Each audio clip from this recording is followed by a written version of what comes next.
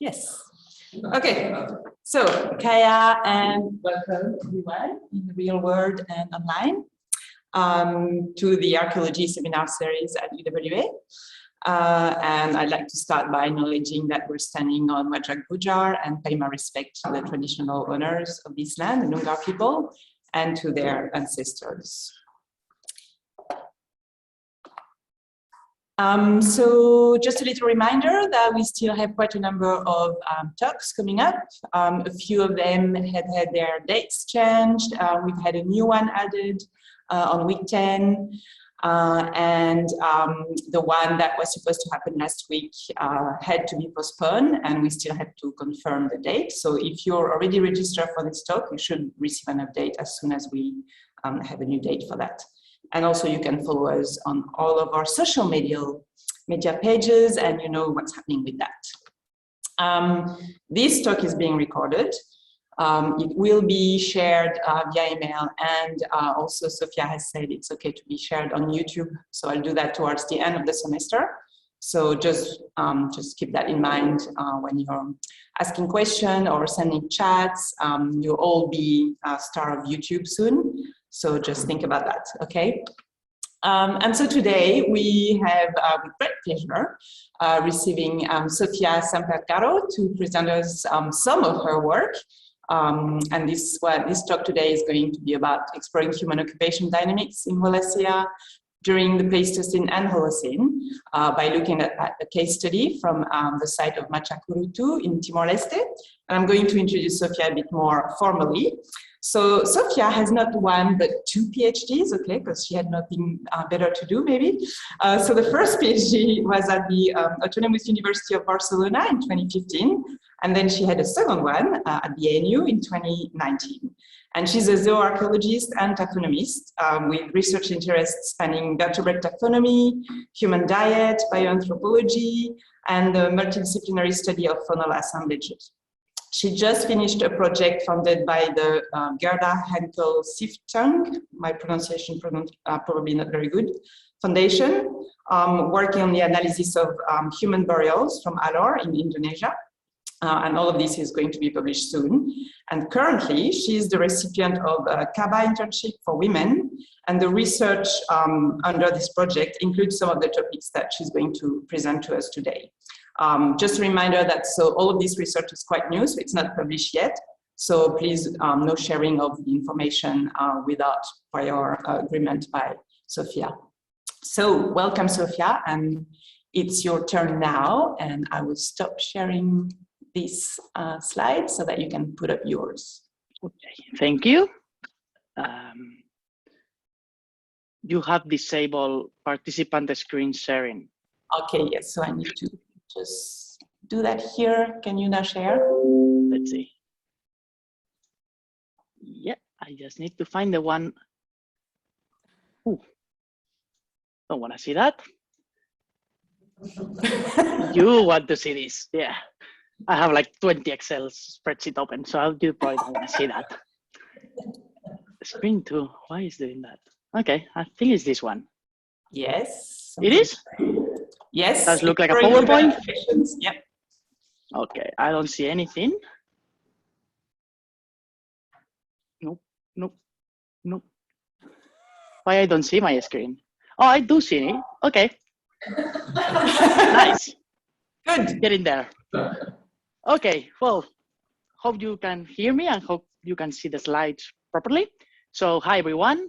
Thank you so much for letting me introduce or present this research at the University of Western Australia seminar series. It's such a great pleasure to be talking to the other side of this continent. So I'm Sofia Samper-Carro, as Emily was saying. I'm a postdoctoral researcher at the ANU, and I am also an associate investigator at the Center of Excellence for Australian Biodiversity and Heritage. First, I would like to acknowledge and pay my respects to the traditional owners of the land from where I'm going to be talking today, that are the Ngunnawal and Ngambri people. And I also want to acknowledge the elders, past, present, and emergent from all the lands where you are going to be joining us today.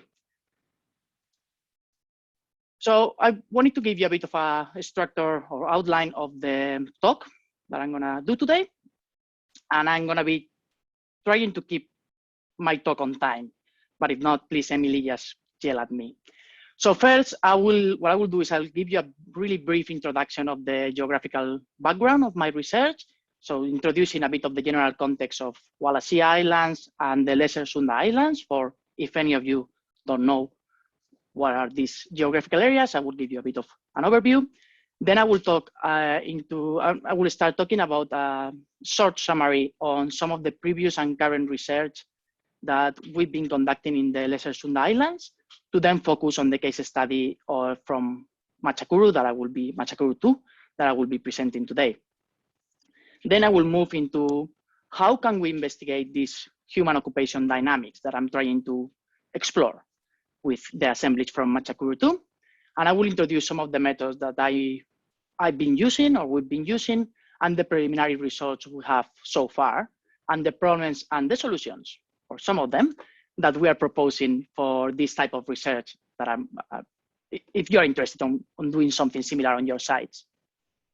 Finally, I will describe two of the methods I'm currently developing to study human lifestyle or behavior in Matja Kuru 2, and they are namely the faunal composition and taphonomic indicators.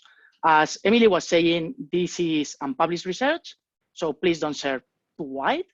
But I'm happy to discuss any of the ideas and any of the results and topics I'm going to be presenting today. So just drop me an email or just contact me through social media, and I will be happy to discuss anything.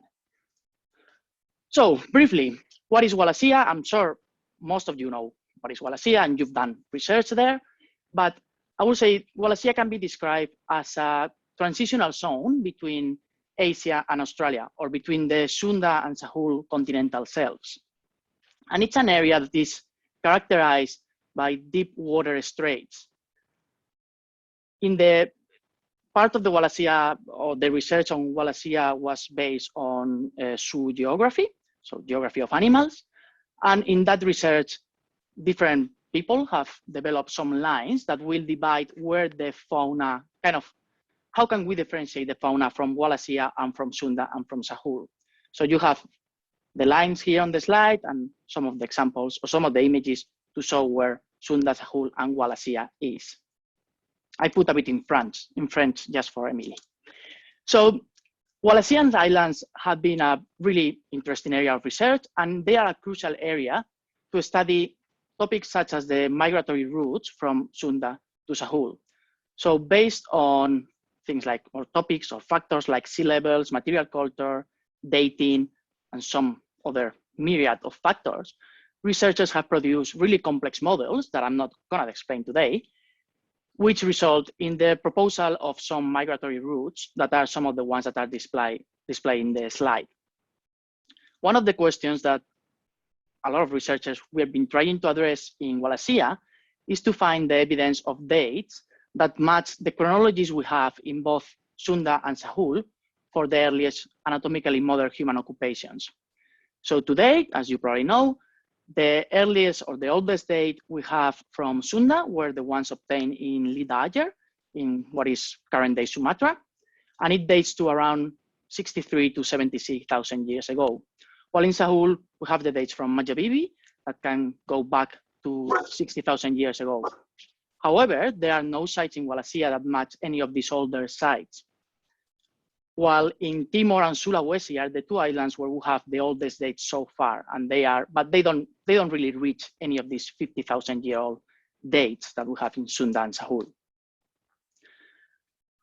So these investigations, when we look at migratory routes, they also cover another interesting topic in human evolution studies. That is the development of maritime crossing strategies and navigation techniques. As I was saying before, Wallacea Islands are separated by deep water straits. So for at least the last 100,000 years, these islands have never been connected to by land to either Sunda or Sahul continental shelves. Therefore, people have to do something to go through those islands. They have to use these maritime crossing strategies. So one of my colleagues, Simona Kelly, that I know many of you know, she has done a lot of research on reconstructing sea levels and looking at those changes during the last glacial maximum. That is what you have on the slide with an orange arrow. That would be more or less the sea level on the last glacial maximum. She's been doing some reconstruction on the coastal lines, and for example, in Alor, that is one of the islands I'm going to be talking about, even though you have these periods of really low sea levels, the variations in the coastal line, as you can see, the merged coastal lines are not really big. They are still islands, let's say. Yes, there were some connection between, for example, in this case, Pantar, Pura, and Alor, but still not anything as big as what we can see in Sunda or Sahul. So you can see on the image on the left, the lighter gray, it would be the extent of the merged coastal lines in these periods of lower sea levels. So as I was saying, the research I'm going to be talking about today is based on the Lesser Sunda Islands, which could be roughly described as or could be limited to the west from Bali to Wetar in the east. Within these islands, the three specific regions or parts of islands that I'm going to be focusing on are Alor Island, Kizar, and Timor-Leste or East Timor. So in TimorLeste, two sites were investigated. In Alor, two sites were investigated, TimorLeste and Makban. So beginning with TimorLeste, in 2014, we conducted the first excavation season with a research team with a collaboration between Australian and Indonesian researchers. And we excavated 3 test pits until we reached bedrock. Our findings from this initial excavation have been published in quite a few papers, and they are accessible offline. My PhD was focused on the zooarchaeological assemblage and some of the human remains from this site. So if you are interested in it, contact me if you can find them online, and I'm happy to share any of that research with you. In general, we can say that there are 3 occupational phases in TimorLeste, that they will be dating to the late Holocene, early Holocene, and Pleistocene. The assemblage from TimorLeste is dominated by bony fish and shellfish, and also you have stone artifacts throughout the sequence, things like fish hooks, really interesting deposit, really rich deposit. In the 2014 field season, we uncovered the cranial remains of an individual that we dated to 12,000 years ago, known as TLB1 in a professional setting, or as Rafaela in a non-professional setting, which was interred with at least 5 fish hooks around the neck. This burial extended towards the wall of the original test pit, so we ran out of time and we couldn't excavate the whole skeleton. So in 2018, I couldn't go back to Alor, but there was a new fieldwork season conducted. And in this one, they were aiming to recover the rest of the skeleton from this burial.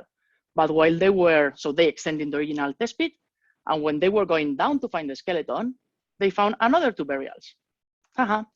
So now what I've been doing, as Emily was saying, is I've been analyzing these 3 burials. They are dated to 7.5 thousand years ago, 10,000 and 12,000 at least. And there are also some secondary remains or cranial remains from at least another 2 individuals that can be dated to around 17,000 years ago. So these burials are some of the oldest ones from Wallacea. Really interesting. It will be published soon, fingers crossed. Also in Alor, we have the site of Makban that it was excavated in 2016, again by researchers from Australia and Indonesia. And it's also in the south coast of Alor. These sites present similar occupational phases as the ones in TimorLeste, but the basal date for these sites placed the original occupation of the site around 40,000 years ago, so 20,000 years ago earlier than in TimorLeste.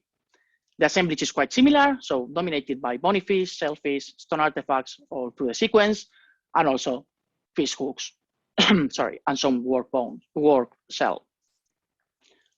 In Makban, we also found a secondary burial, a secondary child burial that has been dating to 8,000 Cal BP, and it has been, I think the paper is just published.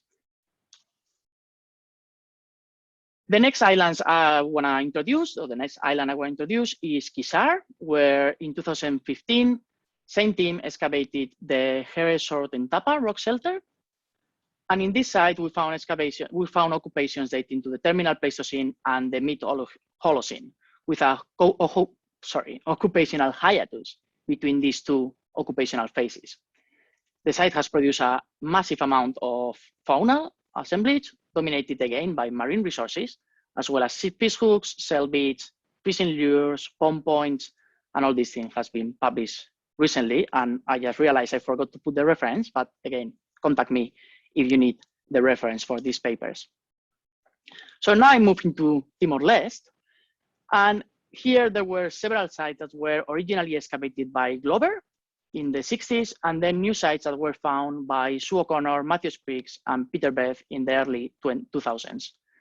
As I mentioned before, Timor-Leste is the site where, or the island, where we can find the earliest dates for anatomically modern human occupations in the region, dating to around 45,000 years ago before present BP.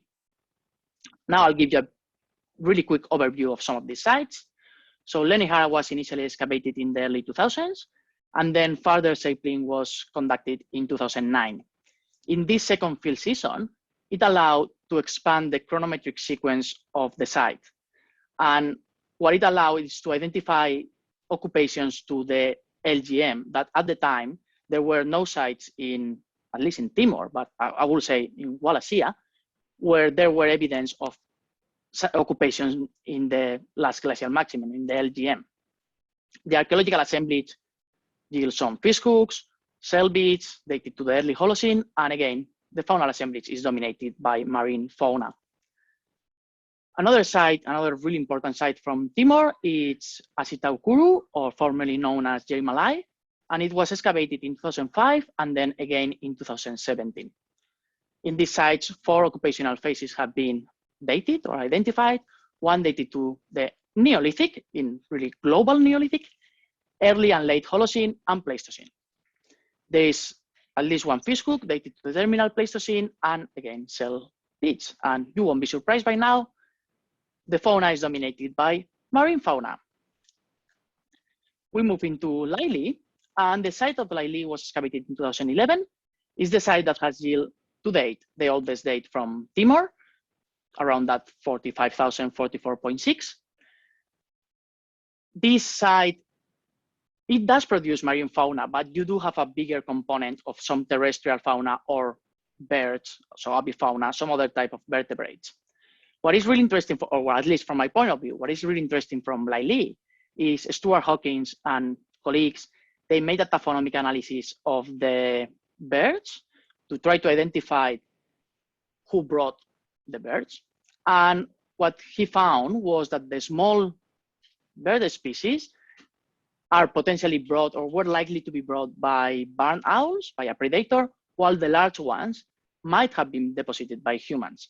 So it's the first site where we do have a study of who is bringing those bones. And you will see in a minute why this is so exciting for me.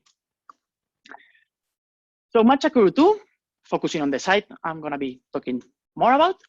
The first test pit was done in 2001, and 3 phases were identified: early Holocene, late Holocene, terminal Pleistocene, and Pleistocene. In this original excavation, some of the most exciting findings were a dog burial dated to around 3,000 col BP, an oven that dated to around 9,000, some shell artifacts and beads, and a really weird bone artifact that is the one you have on the right side of the slide. In Matja Kuru, what we have is mainly terrestrial fauna. So we have small, large, and giant rats, things like bats, birds, and then some things like turtle and fish as well. So in 2014, we went back to Matja Kuru with the idea of extending the original excavation and also to try to reach bedrock in the original pit. So in this, hopefully you see my pointer, in the plan you have in the site map, you have on the slide, the D is the original test pit. So we open another 3 around and then an extra 2. So we ended excavating a 3x2, so a 6 square meter test pit. We managed to extend the chronometric sequence to 40,000 years ago. And of course, we got much more material than before. So this is just a quick example of some quick images of some of the graphs that we've been created. So we have on the right side, we have the chronometric sequence that Simona has developed. And you can see there is, hopefully you can see it, there is an occupational phase that is between that 40,000 to 31,000, massive hiatus, nothing happening, or no occupation or some kind of sedimentation processes happening or destruction. And then another phase from around 12,000 to 9.5 or 9,000 cal BP, and then earlier occupation, later occupation around 3,000 to recent days. I'm not gonna go into much detail into the mollusks because it's not my thing. I don't really do shellfish, but you can see the differences that had been seen on the habitat by studying the minimum number of individuals. And on the bottom, you have, and I don't know if you can see it because it's really small, but you have a representation of the type of fauna that was on the site. So again, fish, turtles, lizards, or reptiles, and a massive amount of what it says here, mammals, but it's actually rodents, murids. So in sum, we have a bunch of sites from the lesser Sunda Islands, and I am, oh, sorry, I'm just gonna, I don't know why that happened. It's gonna move that. Sorry about that. I'm interested in looking at the occupation dynamics. So how can we do that? So there are, as you probably know, there are several methods that we can use to look at occupation dynamics. So we can use things like chronometric sequences by obtaining direct or indirect dates from material culture. We can look at agent-based modeling, looking at migratory paths, or trying to develop these likelihood models where we can see when it's likely for sites to have been occupied.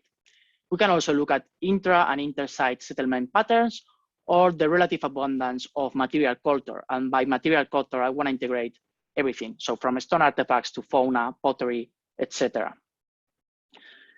What I have in this slide is an example of research I did last year, well, not last year, but I published last year on human occupation dynamics from a wonderful site from Spain, from Covagran in the south side of the Pyrenees.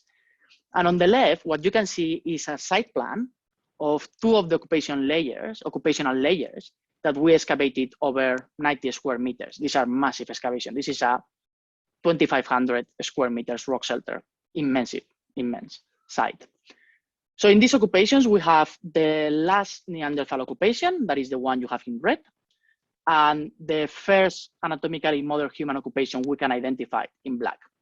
So on the small rectangles on the bottom of the map, where I saw it's the plotting every single artifact. So in this site, what we were doing is we were 3D plotting every single artifact, anything that was bigger than 2 centimeters, it's 3D plotted.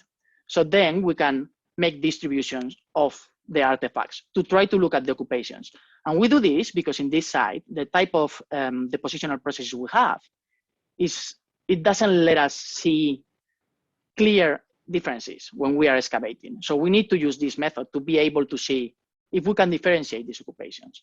And luckily for us, we are. So as you probably can see, especially on the bottom one, in the one with D, you have the red occupation, the Neanderthal one, and a clear sterile layer in between that one and the first anatomically modern human occupation. So on the right, what I did in this paper that was published last year was looking at trying to identify short-term occupations, so short-term events where people were coming to the rock shelter. So what I did was looking at the distribution of different species in the space in relation to things like hearts, rocks, boulders, all these type of things. So you have horses here, red deer or cervix in the middle, and then goat on the right. And the distribution between cervix and goat, as you can see, seem quite similar, but with horses, it's a bit different. And then I match that data with the data I have from the raw material, from the chert, the type of chert we have on the site. And it seems like the horses kind of match more or less what we have for a specific type of flint, of chert, while cervix and goats, they are a bit more difficult to identify. However, this type of pristine preservation, as we know, is not always possible, and it doesn't appear every site. So for example, one of the issues that we have in many of the excavations in the Lesser Sunda Islands is the excavation methods we have to adopt. So usually due to time constraints and restrictions in the permits, in the research permits, we can only excavate a small pits, small test pits, where we find an immense amount of material. So trying to 3D plot it every single bigger than 2 centimeter artifact would be absolutely insane. So that's not something we can do. So at the end, we end with things that I like to call palimpsest, and I know a lot of people call them palimpsest, which are those accumulations where the depositional events overlap. So it's impossible to distinguish between these events when things are happening, and if we have more than one occupation in one living floor, let's say. So my question would be, what can we do? How do we interpret the results that we have from the site if we are not able to do any of these GIS analysis, let's say? So as an example, we can use fauna. So fauna concentrations have been used for a long time to try to identify these occupational events. So here what I did was just plotting the vertebrate fauna that was analyzed from the sites I presented before with the occupations dated to the Holocene. So you have on the left side, you have Makban on the top, trombone lay, and Kizar. And you can see there are some peaks. And this is based only on the count of bones or on the weight of the fauna. So you have some peaks that then we can match with dates. And that could give us some kind of idea of when these sites have been occupied. So instead of saying, oh, this site was occupied from 9.5 to 15,000 years ago, we can kind of narrow it down and do a bit of what I like to call fine-grained archaeology. On the right, you have Matja Kuru. And again, some of the squares are easier to see, and some of them, they can become a bit messy, like the one here on the bottom. We can do the same, obviously, for Pleistocene occupations. And as you can see, you always have the problems with chronology, that some of the dates are a bit out of place, but still we can identify some of these peaks. So that gives us an idea. So we could say, okay, based on the fauna, on this, looking at these peaks and this concentration of fauna, we could say these sites were occupied between, yes, before, sorry, I just had people coming in, before the last glacial maximum, so around that 43,000 up to 34,000, then more or less, while the last glacial maximum is still happening, but when the sea levels are starting to rise. But what are we comparing here? So what I just showed you are just graphs that I made with the fauna that's been published from these sites or that I've been analyzing. So are we comparing things that actually match, or are we comparing things that are completely different? How do we know that? So what I'm trying to do, or what I've been doing, is trying to standardize the methods that can be used to look at or to analyze the fauna, but also some associated materials such as the lithics, the stone artifacts, or the shellfish. And I will do that through the calculation of some ratios. This is not my original idea. This was proposed by some colleagues from the Cantabrian region in Spain, where they did a similar study in one of the sites they have in that region, in the Cantabrian region. So here I illustrate the workflow that I'm following. So what we have on the top left is two types of excavation that we've been doing, or excavation methods that we've been doing in these sites in the Lesser Sunda Islands. So for some of them, we just did the complete square, but for some others, what I got really kinky and I forced people to do it, they were separating each square into 9 different buckets. So then we can have a record of where in the square things are happening. Once I have the count for every single sub-square or super-square, or square or super-square, I should say, then we can look at the classification of different materials. So we can classify lithics by raw material, for example, by types. The fauna, we can look at the species, or we can look at the taxonomic criteria. And with that, we can calculate the ratio. So we can look at the set, at the depth of the spit, or the volume excavated, and they cannot give similar results, and then calculate these density indexes, fragmentation indices, all these type of things. And this potentially will let us do some kind of index plotting and GIS statistics. This is from a site that one of the people that is there in the seminar, India, was excavating the Fatuaki site. So one of my students did an honors, and she managed to do some of this really nice plotting from that site that wasn't really promising, as she probably remembers. So after doing all these indexes or these ratios, what I did was standardize, revisiting the faunal concentrations. So what I have in this slide is on the left, you have the original ratios based on weight and NISP, number of bones. And on the right, you have the density indexes that have been calculated. So maybe some of you may think, well, what's the point of doing all this work? Well, I think there is a point on it, because you can identify more peaks. You can do finer analysis, as I was saying before. So in the case of Makban, there is no a big difference. But in the case of Trombone Lake, you identify this peak happening later in the, at the beginning of that Holocene occupation that you didn't identify, or I couldn't identify when I was looking at the fauna in total. Same for Kizar. You can identify that differences in the peaks, it becomes more evident. For the Pleistocene, similar story. Is not, I actually was hoping to get better results for the Pleistocene, but well, I'll get there.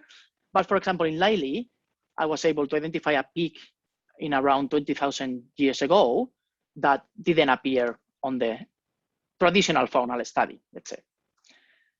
And then it's when things start to get funny and interesting. So then the next step was putting fauna, lithics, and invertebrates, shellfish. So on the top, you have Makban. And what I did here is I separated the different occupational phases in terms of chronology by colors to make it easier, so you don't have to read everything. So orange will be late Holocene, blue is early Holocene, and green is Pleistocene. So when we look at the fauna on the top left from Makban, and we compare it with the lithics, and we compare it with the shellfish, it seems like the fauna seems to have a bigger concentration, or there are more bones in the Pleistocene, but they don't match what we see on the stone artifacts or in the shellfish. In Kizar, the values are quite similar, and one of the issues with Kizar is I only have the weight for the shell. And in Laili, we also have this interesting comparison where you see that the fauna, the peaks on the fauna don't match what you see on the lithics or in the shell.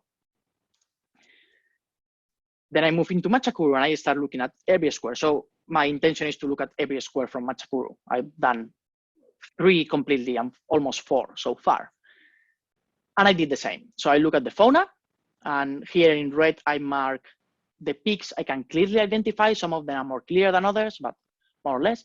And then I compare it with the lithics from the same square. What I also find really interesting from the case study in Matja Kuru is because we have more than one test pit, we have 3 so far or 4 so far, we can see those differences within 6 square meters. So it will give us this information about the spatial distribution of the assemblage. What is also interesting is shell seems to match what we have in the lithics, and especially if you look at the Pleistocene part, at the green part of the graphs, where you do have, sorry, lithics accumulations or peaks on the lithics, peaks on the shellfish, but you don't have that on the fauna. So now I ask myself the next question, that is, are all these bones human contributions? If they are not matching the other material culture, where do those bones come from? So I try to approach this question through 2 different methods. One would be looking at the faunal composition, or we can call it differences in the predator-prey mass ratio. And that means a human will be able to hunt a crocodile, but a barn owl would be pretty messy if that thing tries to hunt a crocodile. So by looking at just the size of the fauna, we will be able to see what is going to be likely to be hunted by humans or not. And then looking at direct evidence of human actions. So as I was saying before, I think this graph is a bit bigger so you can see it better. The fauna composition of Matja Kuru 2 is clearly dominated by rodents. That is the dark gray in here. And then you have in the late Holocene some dog and macaque that disappear in the older layers. And then you have some bird, frog, lizard, blah, blah, blah, all these different species. So what I did was, because rodents are so overwhelming and they just dominate the assemblage, I looked at the distribution of the other species while eliminating rodents. So it's an outlier. So I don't have to consider that on the graph. So here you can see that depending on the species, and this is classified by speech, some species seem to peak in some specific speech. So again, that tells me a bit of, there is something happening here. And then I went, okay, what we could do also was looking at marine vertebrates, marine or freshwater vertebrates, I should say, so turtle and fish. So what I did here was, I know there are a lot of graphs here, but I'm trying to explain everything so it doesn't get too complex. On the left, I have the fauna and lithics that I showed you before. And on the right, I have the fish turtle, the density index for the fish and turtle for each specific square. So when I look at square D on the top, and I look only at the fish and turtle, there is a peak at the end of the early Holocene and another one on the Pleistocene. But if you remember, it doesn't appear on the total count of fauna, but it does appear in the lithics. Square DD, similar thing, actually more clear than in square D. So we don't have almost any fauna in the Pleistocene, but we do have these peaks for fish and turtle that match perfectly what we see in the lithics. Square B, kind of a similar story. So this is, again, telling us something. Maybe it's not a question of looking at the complete fauna as it's normally done. It's looking at, in detail, what do we have in that fauna. The other method is looking at the taphonomy of a small vertebrates. So just to give you a bit of a, I'm sorry, I should have said there are some flesh in this slide. Sorry about that. When you look at taphonomic studies, they are mainly focused on big vertebrates because they have a big tradition on European sites and mainly Neanderthal sites or also African sites. So they've been looking at cut marks, breakage patterns, all these type of things that they appear, they are direct evidence in big animals, things like horses, red deer, as I was saying before. When we look at the small vertebrates, like rodents or bats or birds, being able to identify if humans were interacted with these animals is not that easy, mainly because most of the times we don't have cut marks. They either disappear, it's a similar problem with fish, they either disappear or they weren't using any stone implement to butcher or to deflesh these animals. So you're not gonna find those marks. So thinking about that, I had this idea of doing an experiment at home. So what I did is I used rabbit, and I had a wonderful bunch of volunteers. Some of them were forced volunteers, such as my family, to eat rabbits. So we ate 15 rabbits, and I butchered some of them with stone tools, but most of them were disarticulated by hand, and all of them were consumed or defleshed with teeth, right? So based on that, I then, because I know which marks where I find in the bones, I'm able to identify them in a microscope, right? So this is a laser scanning confocal microscope. And here are some examples of the type of marks I found. So I had some of the incisions, so cut marks, scrape marks that are generated by when you kind of move the stone tool parallel to the bone or perpendicular to the bone. So you create these scrapes, and then tooth scores.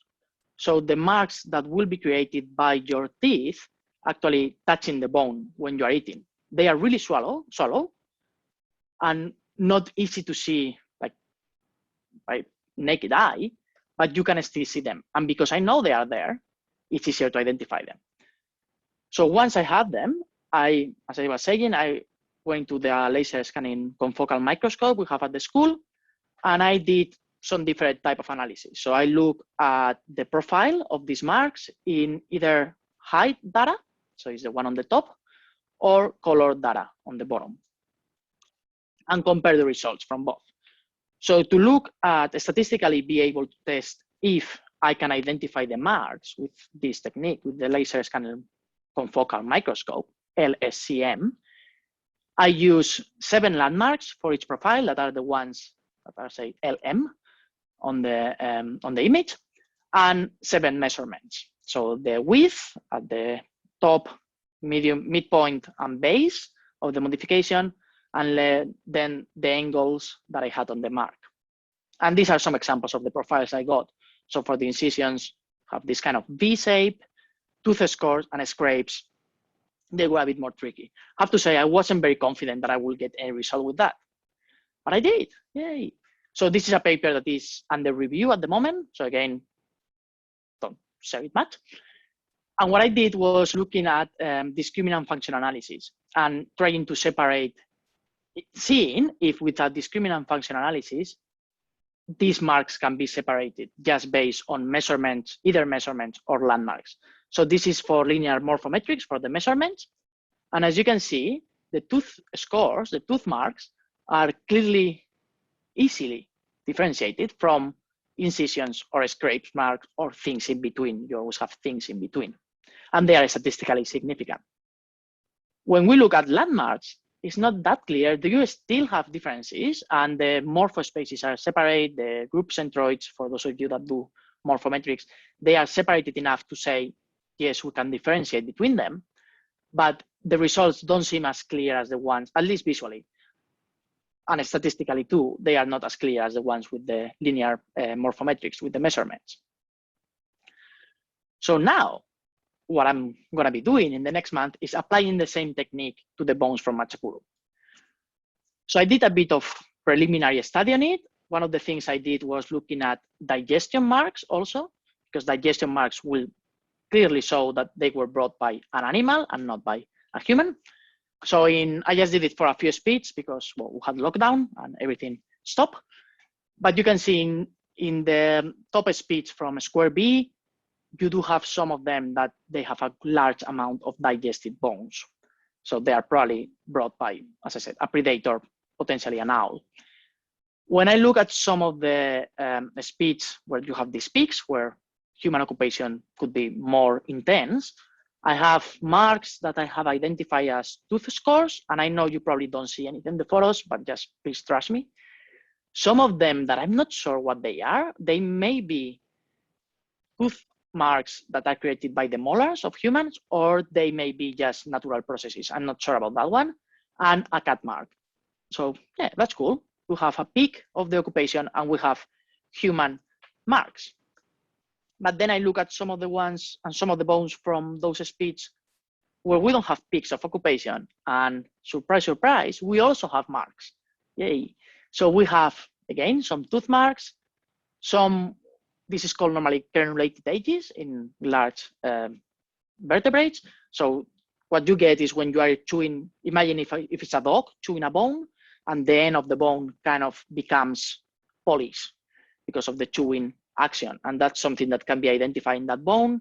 These marks that I'm quite confident they are tooth scores again. And I know you probably don't see anything, but these are 1, 2, 3, 4 cat marks. That's a humerus from a giant rat. So I'm finding these marks also on those species where we are not supposed to have an intense occupation.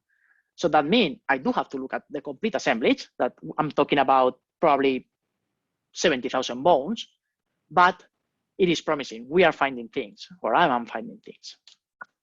So just to end, and I think I went okay in time, surprisingly, just to give you some preliminary conclusions of the research I've done so far and talking about the future research I'll be doing.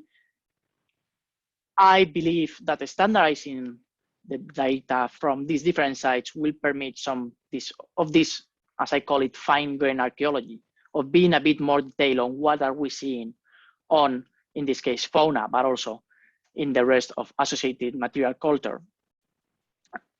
I find really interesting these differences between the lithics, the shellfish, and the fauna concentrations. And I want to do more research on how these inform about occupation patterns.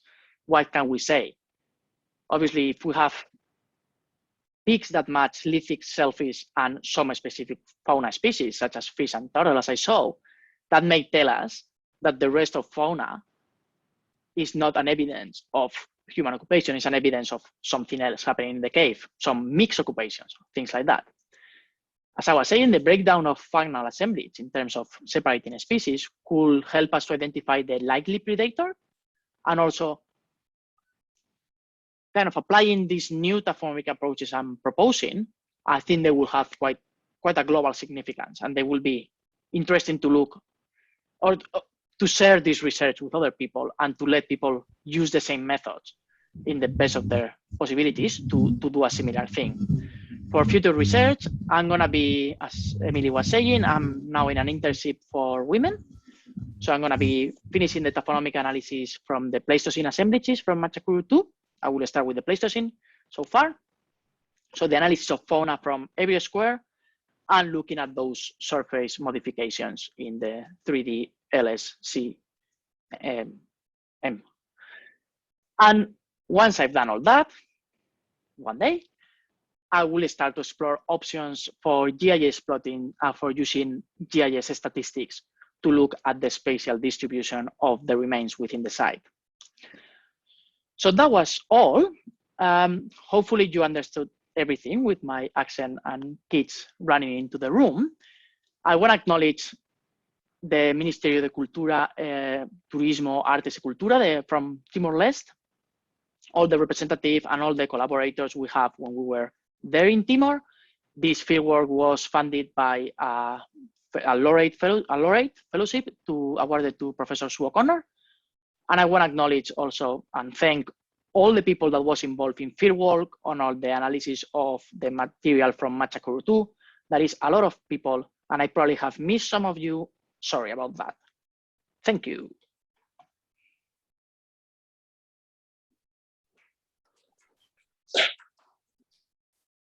Thank you, Sofia, and I hope you could hear the upload from the room. Everybody can put their cameras back on if you want to participate in the discussion. And I'm going to turn the light on here.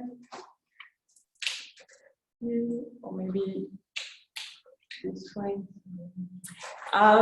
So if somebody online would like to ask a question, maybe send a little chat message.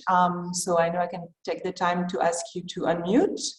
And then also going to see if there is anyone in the room with a question, and maybe I need to ask you to come close to the computer if you have a question to ask people, because I know there are some issues with the sound. I'm going to start with one question. Maybe you actually told that, but I was trying to understand all of the graphs and the data, so maybe I missed that.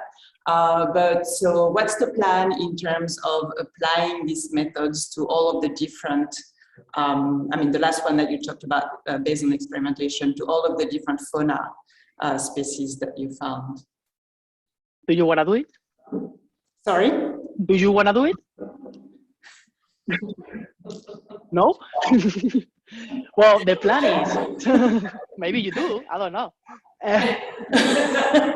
The plan is to start with Matja Kuru. I'm really excited about doing it, and I think it's gonna be great to be able to do it. The problem is the amount of bones. Yeah. Like those 3 squares I was showing, that is over 60,000 bones. So it's individualizing each of them and looking at each single. That is really exciting because you find, as you know, you find a lot of exciting stuff like, oh, this is a work bone. Oh, look at this. But it does take a lot of time, right? Yeah. So my idea is, as I was saying, starting with the Pleistocene, because it's a bit more manageable. The biggest amount of bones are in the Holocene occupation. So starting with the Pleistocene, see what I can, how far can I get? And then finding someone really excited that can do something else. No. Finding the time to do the rest of sites. But I don't think, and I will say it here, I think it's a wonderful project for a PhD. It's a wonderful PhD project. I'm not going to do a 3rd PhD. I'm saying that now, so I'm not going to do that. But I will do as much as I can. At least my plan is to do at least the Timor sites. and then we'll see. Wow. Okay. I can see there's a question from Marisa. Would you like to unmute yourself and ask the question? Otherwise, just read it.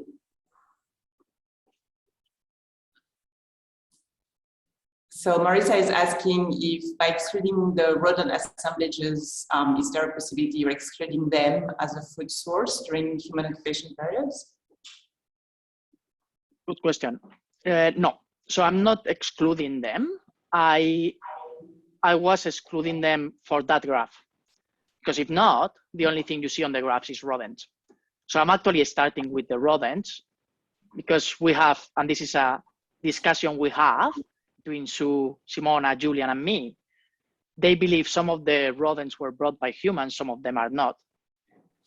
And I want to test that. I want to see if they are actually, how can we know that? I know that a lot of the small fauna, because you see it when you're analyzing it, is being digested. So it's probably brought by an owl or something, but I'm not going to exclude them from the analysis. I just had to exclude it in the sense of when I do the graphs, if I don't separate rodents from other species, it kind of takes over the whole graph because there are just so many. Like there are like thousands of them, while fish and turtle, you have hundreds. So.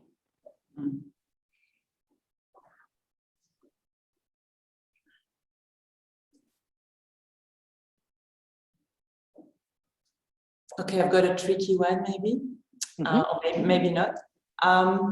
So you talked a lot about the peaks and the relationship or non-relationship between the lithic and the fauna in terms of speeds, so excavation units. Are you able to do that in terms of stratigraphic units, if there are any, or occupation layers? Or? I know you will ask that. I knew that. The problem with Matja Kuru is it was impossible to identify occupation layers. Like it was, what you have is a layer at the top, another layer that kind of covers part of the Holocene, and then this big layer that goes from, it was like, I can't remember, but it was like 2 meters deep. It's just this clay all everywhere, right? So in terms of looking at the stratigraphy, we weren't able to identify anything. I always try to work by chronometric sequence, but we all know how problematic this is. Another crazy thing that I've been trying to do, and it's pretty crazy, but it sometimes works, is to rejoin bones from different species. Yeah, that's a lot of fun. I found some of them, but it's kind of driving me nuts. But it's because, as you said, like species are an artificial unit. Trying to do any kind of interpretation based on speeds is just from the basics the problem. So the idea would be, okay, we get these peaks. We know they are happening at different times. If they are clear different times, right? So if I see one of the peaks is 12,000, the other one is 9,000, and they come from speeds that are quite separated in a space, then I will consider that like different clusters, if you know what I mean. And kind of look at the speeds together. But I still have to keep the speeds because, well, that's what you need to do. But yeah, it would be wonderful if we can actually, we do have some bones that were plotted on site, not heaps, but probably like 200. So it wasn't too bad, yeah. I think the technique of using buckets, even though it's a bit of a pain, works better than excavating a complete square by speeds. Because with the buckets, you do have a bit of control on how things distribute on the speed or on the square, right? Yeah. But it does take time. Yes, do we have a question? What's the hand? Is the hand for a question? Yes. Hello there. Hi. Hi, from Malaysia. Nice talk, Sofia. I have a question about the dog remains. Are they part of the barriers or kitchen refuse? Really good question. That's a really good question. So there was a dog burial that was identified in the original excavation, and it was a burial, and that was analyzed published and everything. The dog remains we have from the new excavation, some of them, at least 2 of them that I saw, they have cut marks. So they must be, I will say, they are food refuse. They are from a square that is separated from where the burial was. So it wasn't, and it's the bones that I saw with the cut marks, they are 2 tibia bones, so the leg bones, that they were already in the burial. So it doesn't belong to the burial. Like dogs don't have 3 legs. So some of them will be food refuse, and we know that some dogs, like people in Timor nowadays, still eat dogs every now and then. So yes, why not? I will say from my taphonomic craziness, unless I find the dog complete in a burial, I won't consider them as burial. I will consider them as either food refuse or natural deaths. Unless there is something clear that says this is a burial.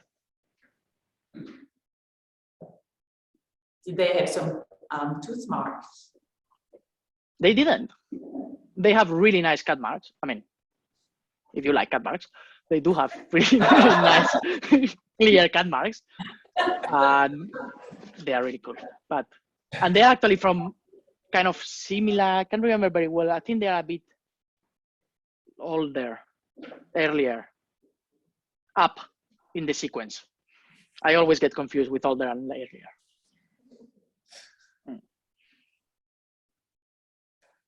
Okay. From here, any more from the online community?